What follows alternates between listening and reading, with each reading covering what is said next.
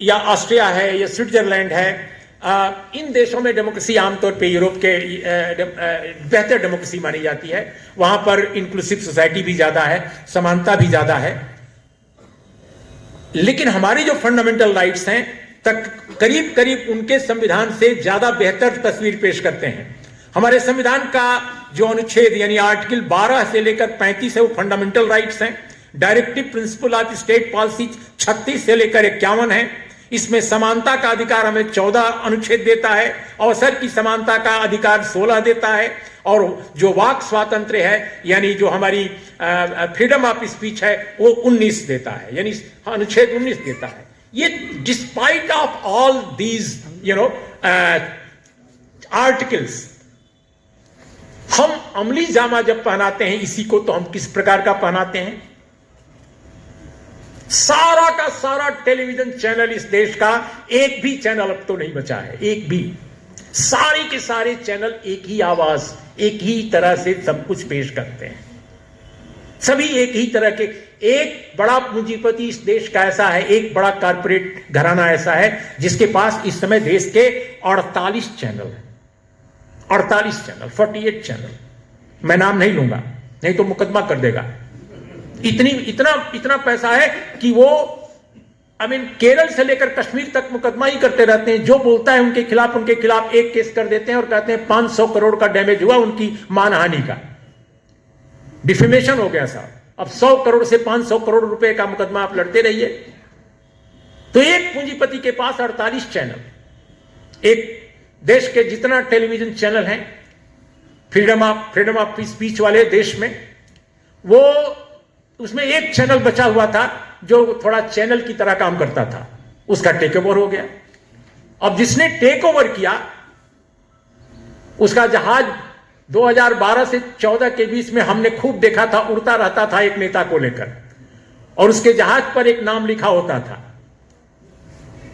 अब जो भी बचा था उसको भी टेक ओवर कर लिया साहब। और क्या खूबसूरत ढंग से टेक ओवर किया है कि जो उसके मालिक हैं प्रणव राय और राधिका राय, वो भी कह रहे हैं कि बहुत ठीक ठाक हुआ है सब। उन्होंने बयान जारी किया है, ज्वाइंट स्टेटमेंट जारी किया है उन लोगों ने, 2 दिन पहले उन्होंने जारी किया। तो ये इस देश का मीडिया है। मुझे ब्राजील की याद आ रही है इस समय कि जब पहली बार लूला प्राइम मिनिस्टर राष्ट्रपति बने थे, पहली बार, इस बार नहीं, तो उन्होंने आते ही जो ब्राजील के प्राइवेट चैनल्स कुछ थे, 4-5 बड़े घरानों के, कारपोरेट घरानों के, सबको उन्होंने कस दिया और बहुत बुरी तरह उनको कसा, और बिल्कुल ठीक किया। और पब्लिक ब्रॉडकास्टिंग सिस्टम को उन्होंने काफी मजबूत किया था, क्योंकि सारे के सारे चैनल वहां पर चाहते थे कि डेमोक्रेसी यहां खड़ी ना हो पाए, और वो हमेशा जो लूला थे और उनकी पार्टी के लोग थे उनके खिलाफ जो है प्रोपेगेंडा चलाते थे। तो मैं समझता हूं कि देश के मीडिया में जो आज हालात पैदा हुए हैं वो भी हमारी जो डेमोक्रेसी का जो हाल इतने वर्षों के बीच रहा है उसका परिणाम है। अब देश के इस मीडिया का क्या कहेंगे? इस मीडिया में आप जिसको कहते हैं कि नेशनल मीडिया, भाई नेशनल मीडिया में एक भी दलित नहीं, एक भी दलित संपादक नहीं हो सकता देश के नेशनल मीडिया में, एक भी ट्राइबल जर्नलिस्ट नहीं हो सकता। माइनॉरिटी कम्युनिटी के लोग इतनी कम संख्या में हैं कि उनकी आप कल्पना नहीं कर सकते हैं। कहने के लिए नेशनल मीडिया है, no Dalit, no OBC, no tribal, no minority, बहुत कम संख्या है माइनॉरिटी कम्युनिटी के लोगों की। 2006 में योगेंद्र यादव और अनिल चमड़िया और जितेंद्र कुमार नाम के 3 व्यक्तियों ने एक ग्रुप बनाया। मैं उन दिनों हिंदुस्तान टाइम्स के हिंदी अखबार में काम करता था, मैं सीधे आ नहीं सकता था, लेकिन पर्दे के पीछे से मुझे भी उस ग्रुप को मैं समर्थन दे रहा था। और इन तमाम लोगों को आगे करके हम लोगों ने जो टीम हमारी काम की, उसने सर्वे कराया था 2006 में नेशनल मीडिया की, कि नेशनल मीडिया में डिफरेंट कम्युनिटीज का कितना परसेंटेज काम करता है, कितने लोग पत्रकार हैं, कितने लोग संपादक हैं। हम लोगों ने पाया था कि देश में वो जो आंकड़ा था, मैं समझता हूं कि वो बहुत जल्दबाजी में उन लोगों ने पेश किया था, लेकिन मेरा आज की तारीख में मानना है कि विकराल स्थिति है, उससे भी हालात अलग हैं। इस देश में 95% जो है मीडिया में अपर कास्ट हिंदू केवल काम करते हैं। सिर्फ 95% अपर कास्ट हिंदू काम करते हैं। जितने चैनल का नाम ले लीजिए, कोई ऐसा चैनल नहीं है जिसमें अपर कास्ट हिंदू जो है वो एडिटर ना हो। अब आप कहेंगे आप हिंदू मुसलमान क्यों करने लगे? अरे भाई, इस देश में राष्ट्रपति एक ट्राइबल हो सकती हैं, इस देश का राष्ट्रपति एक दलित हो सकता है, तो इस देश में एक एडिटर दलित क्यों नहीं हो सकता? क्यों नहीं हो सकता? क्योंकि वहां विचार का मामला है, वहां सूचना का मामला है। सूचना और विचार पर कंट्रोल हमेशा कारपोरेट और कुलीन तंत्र चाहता है। और ये जो बात हुई है, डिस्पाइट ऑफ दिस कॉन्स्टिट्यूशन हुई है। तो नेहरू पीरियड की जो सबसे बड़ी विडंबना थी, मैं थोड़ा डिटेल हो रहा हूं तो मैं बिल्कुल लाइन पर आना चाहता हूं कि डेमोक्रेसी को जमीनी स्तर पर मजबूत करने का प्रयास नहीं हुआ, और वो काम हो सकता था एंटी फ्यूडल, जो लैंडलॉर्डिज्म है उस प्रक्रिया को आगे बढ़ाकर, और लैंड रिफॉर्म्स के बगैर यह संभव ही नहीं था। लेकिन जमींदारी एबोलिशन तो किया गया, लेकिन लैंड रिफॉर्म्स मुकम्मल नहीं किया गया। और जब कर्नाटक जैसे स्टेट में, साउथ में तमिलनाडु और कर्नाटक दो स्टेट थी जहां पर लैंड रिफॉर्म्स की जबरदस्त कोशिशें हुई, देवराजर्स ने जब कर्नाटक को लैंड रिफॉर्म्स इंट्रोड्यूस करना शुरू किया वहां, तो कांग्रेस पार्टी ने उनको बाहर कर दिया। और तब देवराजर्स ने, आपको याद होगा, कि क्रांति रंगा पार्टी बनाई, और क्रांति रंगा के बैनर पर चुनाव लड़कर उन्होंने कांग्रेस को शिकस्त दी, और तब जाकर कर्नाटक आज का कर्नाटक बना। कर्नाटक का अगर कोई विकास पुरुष है, अगर कोई वहां के डेवलपमेंट का, वहां की इंक्लूसिव सोसाइटी का, वहां के तरक्की का अगर कोई एक बड़ा प्रतीक पुरुष है, तो वो देवराजर्स है। और देवराजर्स को, इसी कांग्रेस को फाइट आउट करके, और तब लैंड रिफॉर्म्स लागू करने का अवसर मिला। बेंगलुरु आज की तारीख में बहुत बड़ी शक्ति का केंद्र है, क्योंकि उसके पास जो सॉफ्टवेयर से लेकर के, मैंने हर क्षेत्र में, इलेक्ट्रॉनिक्स में, हर क्षेत्र में वो बहुत बड़ा सदर मुकाम बना हुआ है। वह भी देवराजर्स की देन है, वह भी देवराजर्स की देन है। उसी के कार्यकाल में बेंगलुरु में ये सारा का सारा डेवलपमेंट का काम शुरू किया गया। और वो देवराजर्स भारत का जो शासक कुलीन तंत्र है उसका हिस्सा नहीं रहा है। पहली बार अगर कांग्रेस पार्टी ने अपनी कुलीनता को ब्रेक करके कुछ नए ढंग से काम करने की शुरुआत की, तो दोस्तों वो इंदिरा गांधी का दौर था, जो इस देश की सबसे कंट्रोवर्शियल कांग्रेस प्रधानमंत्री के रूप में, जिनका नाम इतिहास में लिया जाता है। और उन्होंने कई ऐसे काम किए जिनकी वजह से वो विवादों में रही, खासकर इमरजेंसी, और हम सब जानते हैं ऑपरेशन ब्लू स्टार, और भी बहुत सारे ऐसे कांड हुए।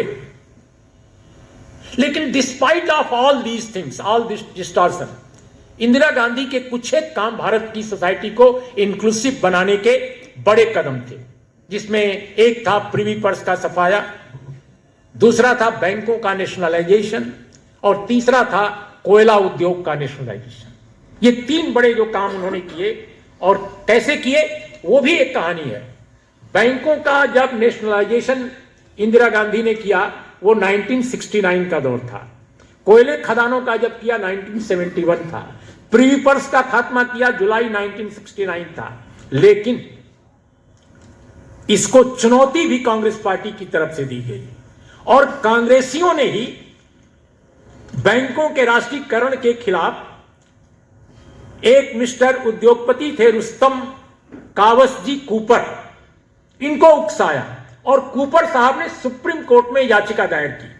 और कल्पना कीजिए, सुप्रीम कोर्ट ऑफ इंडिया 11-1 के बहुमत से, यानी 12 जजों की बेंच में 11 जजों ने वर्डिक्ट दी, फैसला दिया कि यह नहीं हो सकता। और वो बैंकों का नेशनलाइजेशन संविधान संशोधन था, पार्लियामेंट से पास किया गया था, लेकिन वो खत्म कर दिया गया। तब इंदिरा गांधी ने बाद के दिनों में, जब वो फिर सरकार में आई, लौटी, तब उन्होंने दोबारा उसको आगे बढ़ाया और अमली जामा पहनाया, जहां तक मुझे याद आ रहा है। नहीं सॉरी, उन्होंने फिर अध्यादेश लाकर उस काम को किया और बैंकों के शेयर धारकों को, आप करेक्शन कर लीजिएगा, सॉरी, उनको अध्यादेश लाना पड़ा और फिर शेयर धारकों को 87 करोड़ रुपया उनको बांटना पड़ा, देना पड़ा स्टेट एक्सचेकर से, और तब जाकर ये हो पाया। 1971 में बहुमत जब आई, इंदिरा गांधी को मिला, तब वो फिर से प्रीविपर्स की नई उन्होंने पहल की और 1971 में 26वें संविधान संशोधन से प्रीविपर्स का खात्मा हुआ। इसी तरह से कोयला उद्योग के साथ हुआ, जब नेशनलाइजेशन किया उसका भी भारी विरोध हुआ। और एक नया जो संरचनात्मक बदलाव भारतीय राजनीति में दिखाई देने लगा, वो दरअसल इमरजेंसी के दरमियान है, या बल्कि इमरजेंसी से कुछ पहले कह दीजिए। वो था जो राइट विंग इस देश की शक्तियां हैं, जो दक्षिणपंथी शक्तियां, जो इंदिरा गांधी के जमाने से कुछ पहले, यानी नेहरू के कार्यकाल के आखिर में, क्योंकि नेहरू नो डाउट उन्होंने भले ही लोकतांत्रिक संरचना को, जमीनी असलियत को मजबूत भले न किया हो, लेकिन वो सेकुलर थे, इसमें कोई दो राय नहीं। वो डेमोक्रेसी चाहते भी थे, ये भी इसमें भी कोई दो राय नहीं, लेकिन शायद उनको ये अंदाज नहीं होता था कि डेमोक्रेसी को मजबूत कैसे किया जा सकता है। शायद इसलिए कि भारतीय समाज व्यवस्था के बारे में, खासकर हिंदी हार्टलैंड की वर्ण व्यवस्था की जड़ता के बारे में, उसके बारे में उनकी जानकारी कम थी, सचमुच कम थी। और ये कुलीन परिवारों के लड़कों के साथ ऐसा होता है, इसमें कोई दिक्कत नहीं है, इसमें कोई किसी के बारे में मैं टीका टिप्पणी नहीं कर रहा हूं। जिसने दर्द नहीं सहा है, जिसने दुख नहीं देखा है, वो दर्द और दुख के बारे में उसकी कल्पना भी नहीं कर सकता। लेकिन शास्त्री जी के आने के साथ एक नया ग्रुप इमर्ज करने लगा, क्योंकि लाल बहादुर शास्त्री जी को उसने एक नए ढंग के कांग्रेसी नेता के रूप में देखा, जो नेहरू जी से अलग था, जो कंजर्वेटिव था अपने थॉट्स में। लेकिन उनका असमय निधन हो गया, दुखद उनकी मृत्यु हुई। लेकिन हमें यह नहीं बोलना चाहिए कि कांग्रेस पार्टी में हमेशा एक भारतीय जनता पार्टी मौजूद थी। कांग्रेस पार्टी के अंदर जो आज की भाजपा है, उसी तरह के ट्रेंड, उसी तरह का हिंदुत्ववादी ट्रेंड कांग्रेस में हमेशा से था, आजादी की लड़ाई के समय भी था, और इस कई रूप में, कई ढंग से यह प्रस्फुटित होता रहता था, कई तरह से यह दिखाई देता था। तो एक नेहरू की कांग्रेस दिखती थी, तो एक दूसरी कांग्रेस दिखाई देती थी। आजादी की लड़ाई के समय ही मदन मोहन मालवीय थे उसमें, पुरुषोत्तम दास टंडन उसमें थे, तमाम लोग थे। कौन नहीं जानता है कि नेहरू के कैंडिडेट को, नरेंद्र देव को वो चाहते थे, और उनके खिलाफ कांग्रेस पार्टी ने नेहरू के न चाहते हुए एक बाबा को समर्थन दे दिया और बाबा चुनाव जीत गया। ये मैं फैजाबाद की बात कर रहा हूं। कौन नहीं जानता है कि अयोध्या का मसला उसी समय खड़ा बाबेला मचा दिया गया था। यह कैसे हुआ था? कांग्रेस पार्टी के लोगों ने किया था। लेकिन इंदिरा गांधी के जमाने में जो मैं बात कर रहा हूं, बहुत जरूरी बात है जिस पर कम चर्चा होती है, कि एक बड़ा ग्रुप खड़ा हो गया जिसको सिंडिकेट के रूप में लोगों ने बाद में चिन्हित किया। लेकिन दरअसल इसकी शुरुआत पहले ही हो गई थी, और कहीं ना कहीं जेपी मूवमेंट के दौरान उस ग्रुप को मजबूत होने का मौका मिला। मैं जेपी मूवमेंट को पूरी तरह एक रिएक्शनरी आंदोलन के रूप में नहीं लेता।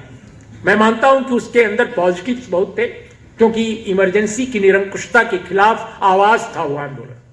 लेकिन इसमें कोई दो राय नहीं कि कांग्रेस के अंदर के, बाहर के और अन्य जो दक्षिणपंथी शक्तियां थी वो भी काफी उसमें सक्रिय थी।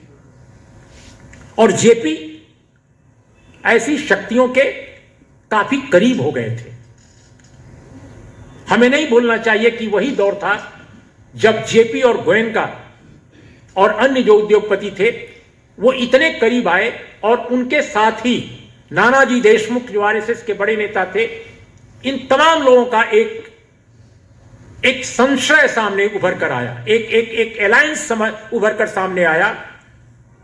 और बाद के दिनों में आरएसएस के डायरेक्शन पर जनसंघ ने अपने को मर्ज कर दिया जनता पार्टी में, और जनता पार्टी के पास जब पावर आई तो पहली बार आरएसएस ने राजनीतिक शक्ति का का स्वाद लिया, और आरएसएस ने जब राजनीतिक शक्ति का स्वाद लिया तब उसको लगा कि अगर भारत को अतीतोन्मुख बनाना है, अगर भारत को पीछे ले जाना है, अगर भारत को पुनरुत्थानवाद की तरफ ले जाना है तो सत्ता पर काबिज होना है। और मैं समझता हूं कि उसी के बाद एक नई प्रक्रिया जो सामने हमारे समाज के आ रही थी कि सबाल्टर्न समूहों में नई जागृति उत्तर भारत में दिखाई दे रही थी। सबाल्टर्न समूह का मतलब हाशिए का समाज। हाशिए के समाजों से तरह तरह के संगठन उभर कर सामने आ रहे थे। दलित आंदोलन हो रहा था, ओबीसी के बीच में खलबली मची हुई थी, ट्राइबल मूवमेंट हो रहे थे, माइनॉरिटी कम्युनिटी के अंदर जो पसमादा समाज है उसका आंदोलन उभर रहा था। इंदिरा गांधी के शासन के दौरान बीपी मंडल की रिपोर्ट जो की गई थी वो अमली जामा नहीं पहनाया गया था। कांग्रेस ने उसको दबा कर रखा हुआ था। जनता पार्टी के दलित ओबीसी नेताओं के दबाव में मंडल कमीशन की रिपोर्ट को बाहर लाना पड़ा, लेकिन फिर भी नहीं लागू किया गया। तब जब वीपी सिंह ने पहली बार मंडल कमीशन की रिपोर्ट को अनाउंस किया तब कांग्रेस ने उसका विरोध किया। यह फैक्ट है। कांग्रेस पार्टी ने मंडल कमीशन की रिपोर्ट का विरोध करके पार्लियामेंट में हिंदी हार्टलैंड में अपना सत्यानाश किया। जिस हिंदी हार्टलैंड में तकरीबन 54% ओबीसी आबादी है, कांग्रेस कैसे सस्टेन और कैसे सरवाइव कर सकती थी मंडल कमीशन की रिपोर्ट का खुलेआम विरोध करके? यह कांग्रेस के नेताओं को सोचने की जरूरत थी, जो उन्होंने नहीं सोचा। उनको लगा कि अपर कास्ट के समर्थन से वो फिर भी चुनाव जीत जाएंगे और ओबीसी और दलित को बेवकूफ बना लेंगे, लेकिन ऐसा नहीं हुआ। इसके बाद अयोध्या का मसला खड़ा किया आरएसएस ने। मंडल को काउंटर करने के लिए कमंडल लाया। मंडल और कमंडल की लड़ाई में कांग्रेस गुब्बारे की तरह उड़ गई, बिल्कुल उड़ गई। और आज कांग्रेस गायब है। हिंदी हार्टलैंड से कांग्रेस पूरी तरह गायब है। सिर्फ मध्य प्रदेश और छत्तीसगढ़ राजस्थान के केवल आधार पर वह हिंदी हार्टलैंड में अभी भी वजूद में है, शेष हिंदी हार्टलैंड से गायब है। राहुल गांधी पदयात्रा कर रहे हैं, लेकिन हिंदी हार्टलैंड के उन इलाकों में नहीं जा रहे हैं जहां कांग्रेस पार्टी नदारद है। वो यूपी में 2 जिलों में संभवतः जाएंगे या जा रहे होंगे। बिहार में बिल्कुल नहीं जा रहे हैं, झारखंड में बिल्कुल नहीं जा रहे हैं। तो यह स्थिति आज की तारीख में है और आरएसएस कमंडल के जरिए अपनी राजनीति को उसने आगे बढ़ाया है। मंडल के मामले में बाद में कांग्रेस को होश आया कि अरे हमने क्या किया। तो राजीव गांधी जी ने जो पार्लियामेंट में ऐतिहासिक 1.5 घंटे का भाषण दिया था और मंडल आयोग की सिफारिशों को रिफ्यूज किया था, रिजेक्ट किया था, उससे कांग्रेस पलट गई और उसने कांग्रेस को मंडल को समर्थन देना शुरू किया। लेकिन तब तक गंगा और जमुना में बहुत सारा पानी बह चुका था। तुक ले देकर जो डेमोक्रेसी कमजोर हुई उसकी वजह यह थी कि ओबीसी, दलित और आदिवासी समाज और जो माइनॉरिटी कम्युनिटी का जो पूरा का पूरा तबका है उसको जोड़ कर रखना चाहिए था सेकुलर और डेमोक्रेटिक अपने को मानने वाले दलों को, जो उन्होंने नहीं किया क्योंकि उनकी लीडरशिप पूरी तरह कुलीन थी। अपर कास्ट हिंदू डोमिनेशन था उनका।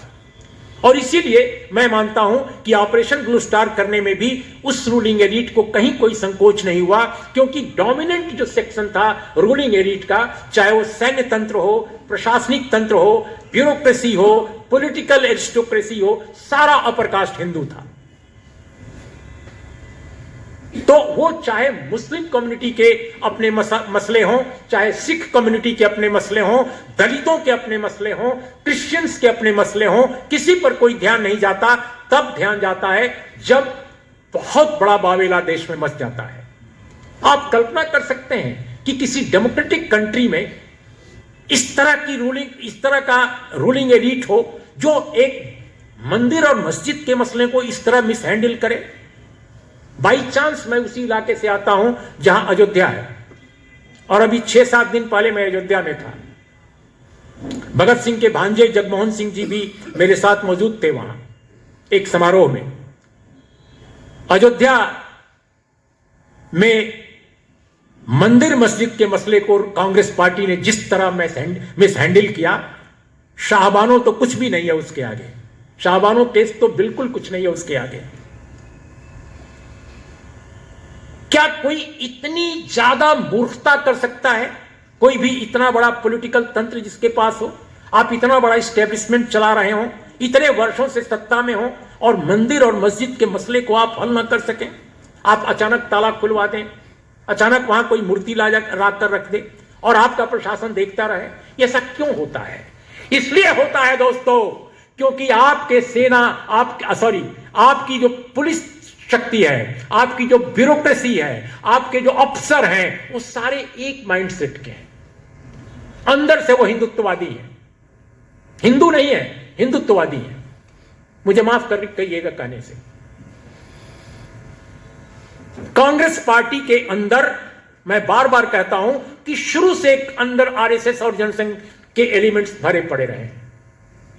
एक तरफ संविधान का हाथ में संविधान थामते हैं और दूसरी तरफ उनका जो हिंदुत्ववादी मानस है वो भी उनके अंदर जिंदा रहता है।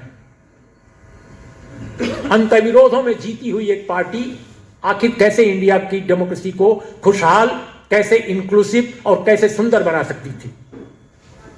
मेरा आज भी मानना है कि कांग्रेस अपने को री इन्वेंट करने की कोशिश कर रही है अगर, तो वो असल जमीन नहीं तलाश रही है कि उसको कैसे री इन्वेंट करना है।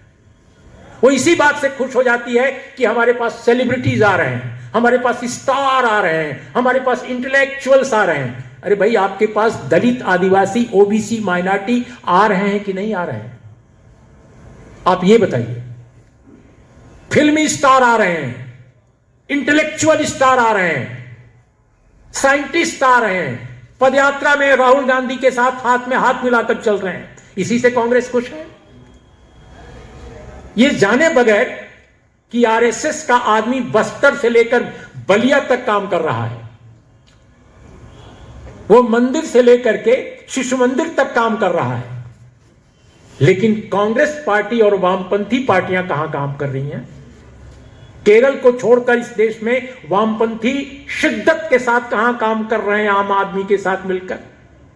अब मैं सच बोलता हूं तो वामपंथी भी नाराज होते हैं, कांग्रेसी तो वैसे ही नाराज रहते हैं, और आरएसएस वाले तो ऐसे ही शत्रु मानते हैं। तो मेरे जैसे आदमी की, पत्रकार की बड़ी मुसीबत है कि हर आदमी अपना शत्रु मानता है। कांग्रेस जब रिजीम होती है तो राज्यसभा टीवी से रिजाइन करना पड़ता है, आरएसएस और बीजेपी का राज आता है तो हर अखबार से मेरा कॉलम बंद हो जाता है। तो हमारे जैसे लोगों की वाकई बड़ी मुसीबत है। लेकिन ठीक है, कभी कभी आप जैसे लोग हमें बुला लेते हैं तो हम भी अपनी बात रख देते हैं, और ये भी सोचते हैं कि जीवन में जब तक ये जिंदगी है, जब तक सांस है, तब तक जो सोचते हैं वो बोलते रहेंगे। अब ऐसा तो नहीं हो सकता है कि मैं सोचूं कुछ और बोलूं कुछ। तो इसलिए दोस्तों, सच यह है कि आरएसएस और बीजेपी ने इस देश की सत्ता को, इस देश के लोकतंत्र को, इस देश की संवैधानिकता को अगर डिरेल कर दिया है तो इसके लिए अतीत की सभी सरकारें जिम्मेदार हैं, अतीत के सारे शासक जिम्मेदार हैं। इस देश की नौकरशाही को इंक्लूसिव नहीं बनने दिया गया। डिस्पाइट ऑफ रिजर्वेशन इस देश में नौकरशाही का 80 से अधिक फीसदी हिस्सा टॉप ब्यूरोक्रेसी का एक ही तरह का है। इस देश के मीडिया में सिर्फ समर्ण हिंदू हैं, अपर कास्ट हिंदू हैं। इस देश के नौकरशाही में अपर कास्ट हिंदू हैं, डोमिनेंट हिस्सा। फिर वो क्यों आरएसएस और बीजेपी क्यों नहीं आगे बढ़ेगी? साफ बात है, खुलकर ये बात लोग नहीं कहते, बहुत सारे लोग घुमा घुमा कर कहते हैं। मैं तो साफ बोलता हूं, जो लोग उत्तर प्रदेश, बिहार से लेकर तमाम स्टेट्स में हिंदी के कांग्रेस का जनाधार थे, सबसे बड़े स्ट्रांग बेस थे, आज वो बीजेपी के जनाधार हैं।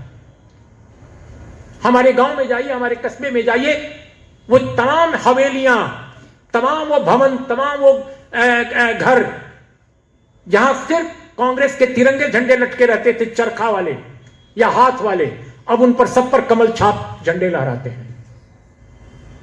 ये रातों रात नहीं हुआ है, ये दिलों में हुआ है, ये दिमागों में हुआ है।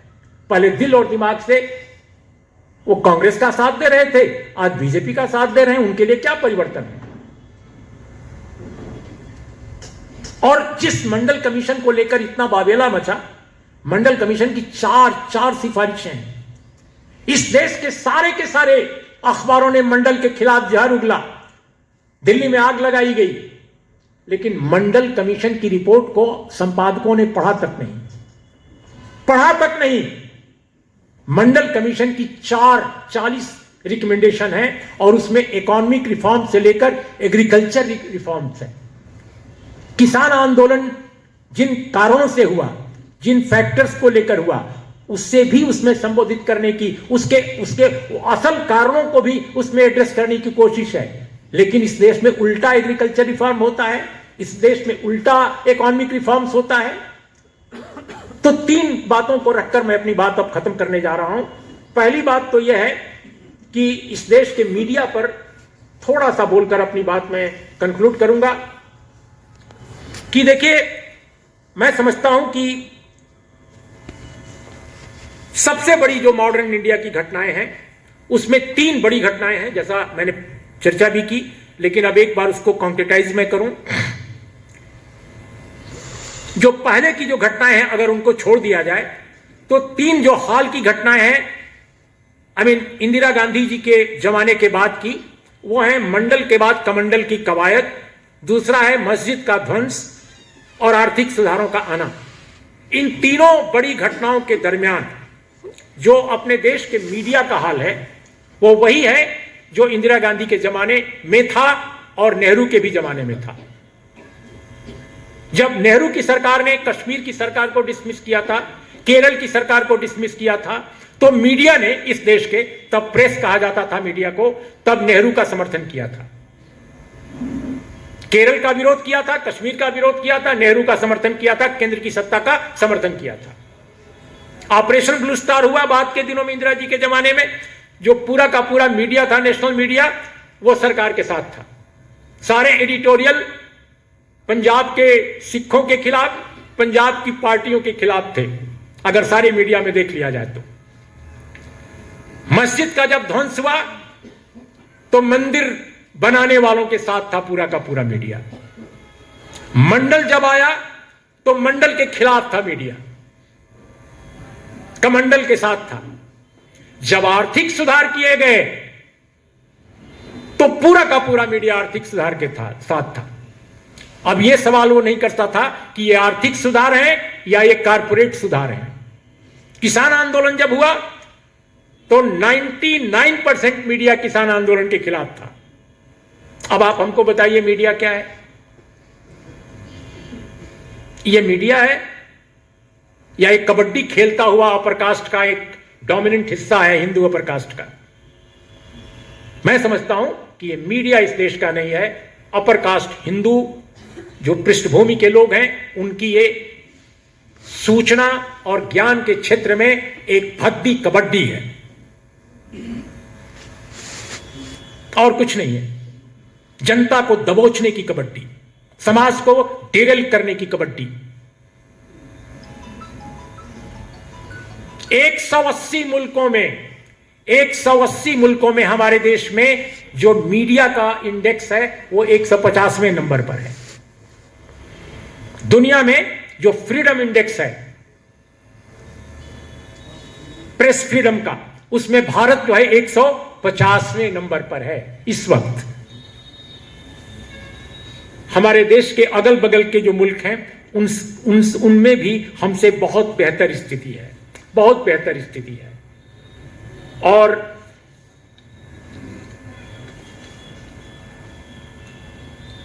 जो इस देश में जो एचडीआई है वो 131 है, 180 मुल्कों के आसपास, संभवतः 131 के आसपास है। तो ये तो हाल है। अभी टीआरएआई का जो एक मैंने देखा आंकड़ा, उसमें देश में वायरलेस इंटरनेट सिम ग्राहक जो हैं 1.17 अरब हैं और कुल ग्राहक वाईफाई सहित हैं 1.18 अरब। व्हाट्सएप उपयोग करने वाले लोगों की संख्या 50 करोड़ से ऊपर है, मतदाता लगभग 90 करोड़ है। तो इससे दोस्तों जो एक नई ये आवत है, ये मीडिया के क्षेत्र में ये जो नया इंटरवेंशन है इंटरनेट मीडिया का, इस पर भी जो कब्जा है वो टोटल कारपोरेट कब्जा हो गया है, या उन वर्गों का हो गया है जो इस देश की डेमोक्रेसी को अपने ढंग से चलाना चाहते हैं और उसको वो डेमोक्रेसी कहते हैं, जबकि वो पूरी तरह निरंकुशता है या एरिस्टोक्रेसी है।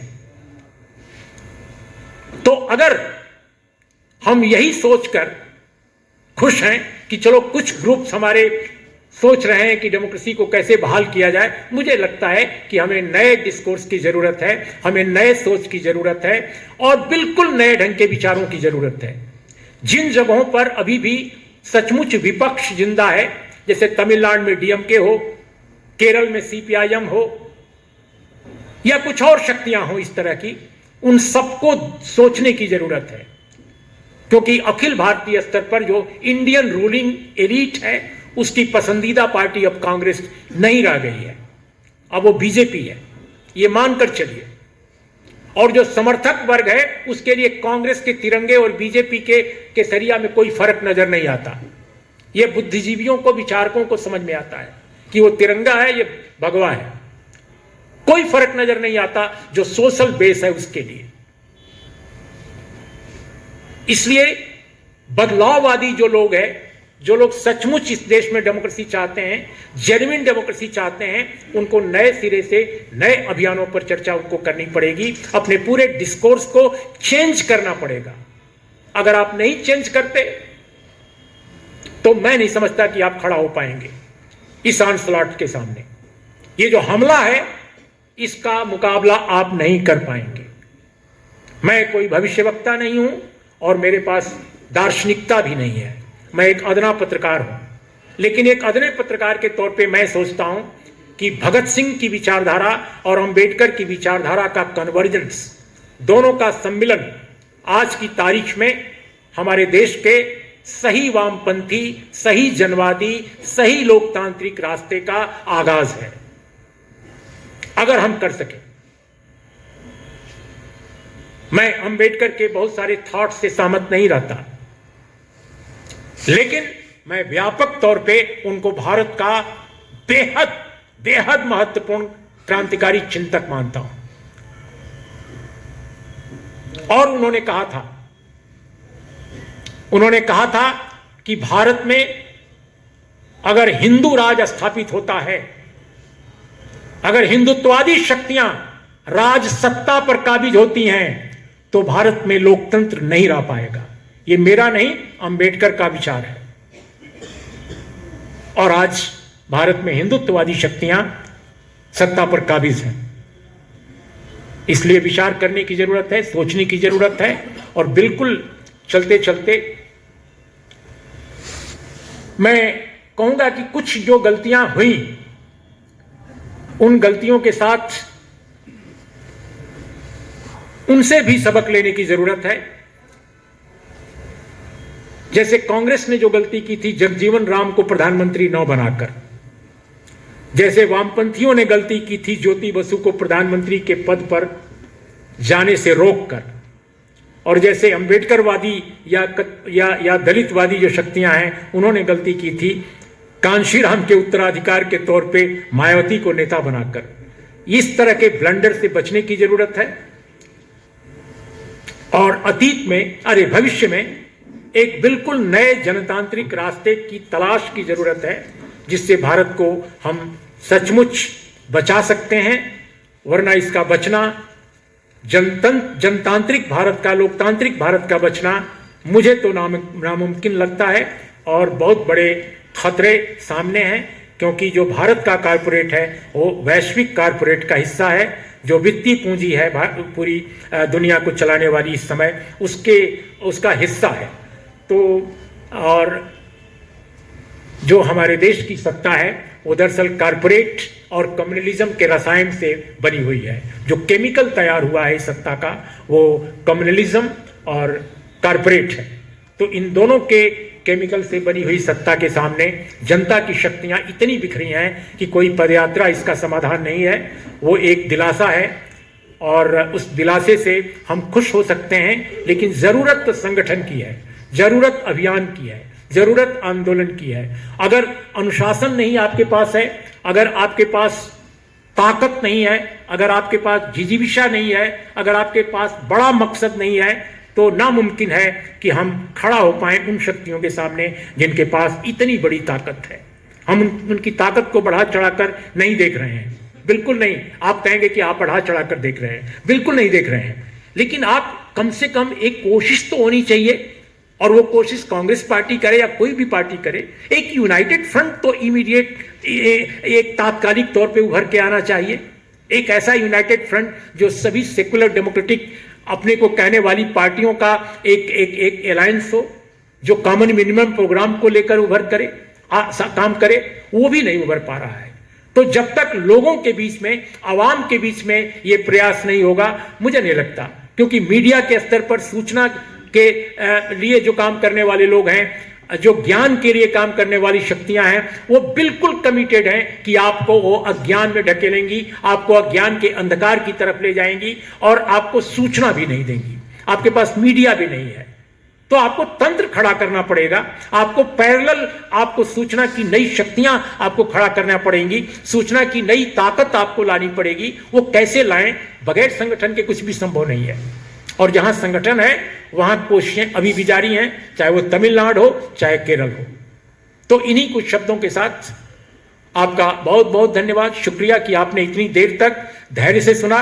मैं बहुत सारी कटुता भरी बातें भी बोलता रहा, शायद बहुत लोगों को कटु लगेंगी कि ये ऐसी ऐसी बातें क्यों बोल रहा है, लेकिन जो सच है मुझे लगता है लोगों के सामने आना चाहिए। और मैं नहीं कह रहा हूं कि मेरा सच सब कुछ है। मेरे पास जो बात हैं, जो विचार हैं, हो सकता है उनमें कमी हो। और भगत सिंह ने भी कहा था और राहुल सांकृत्यायन ने भी कहा था, जिनको पढ़कर बचपन में मैं इस रास्ते पर आया जिस रास्ते पर आज हूं, उन्होंने कहा था कि हमारा काम अपने काम को आगे बढ़ाना है, हमसे कुछ गलतियां होंगी तो आने वाली पीढ़ियां सुधारेंगी। मुझे लगता है कि हम जो सोच रहे हैं हम में कुछ गलत है, तो मेरे बाद की जनरेशन, जो नौजवान आप लोग बैठे हैं बीच में, वो सुधारेंगे और देश को, समाज को और आवाम को एक सही रास्ता दिखाएंगे। लेकिन जो अभी रास्ता है वो ठीक नहीं है।